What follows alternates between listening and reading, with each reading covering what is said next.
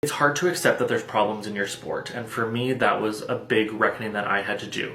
Number one, that this sport ultimately wasn't safe, freaked me out for a long time.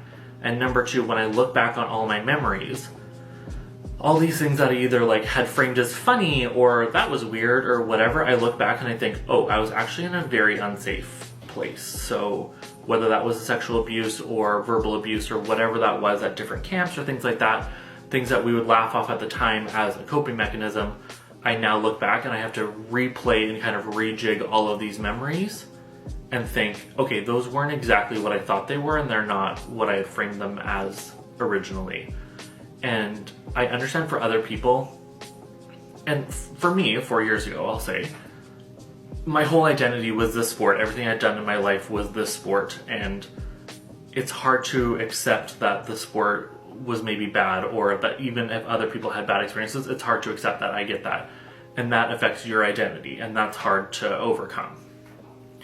And for a lot of us, me specifically, gymnastics was the first thing that I loved. I didn't love school. I started gymnastics before I was in school. I loved my family. I had friends, whatever, when I was 3. But the first thing that I loved that I found on my own was gymnastics.